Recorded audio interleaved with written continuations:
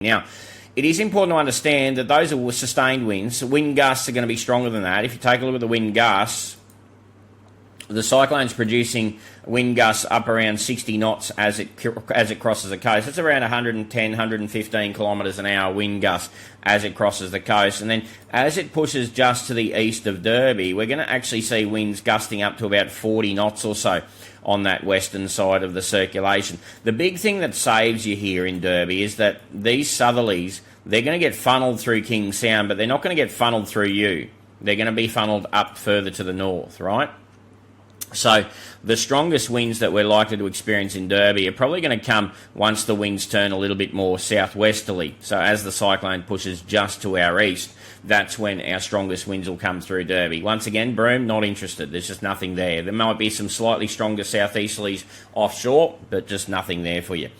So the expectation at this stage is some pretty strong winds gusting up to about 70 or 80 kilometres an hour through Derby, as assuming that the cyclone tracks just to your east. If the cyclone tracks just to your west, well, then that becomes a different story. You're getting these winds here, and on top of that, which are around 50 knots, but on top of that, you're getting a bit of funneling from King Sound, which could increase your winds to about 110, 115 kilometres an hour if the cyclone was to adopt a slightly more westerly track.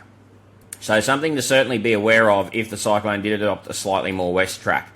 Right, as we continue on, we can see the winds die down fairly quickly once the cyclone's south of you, but there is still considerable winds as we head down to the roadhouse and the stations out here, and there are winds up around 70 to 90 kilometres an hour expected on the southern side of the circulation as it pushes further southwards. And you can see it's a pretty well put together thing, even inland. I don't think it's going to intensify. I don't think we're going to see that 120 kilometre an hour winds like the model's suggesting there, but it does look to be quite well put together all the way down to the southern edge of the Kimberley.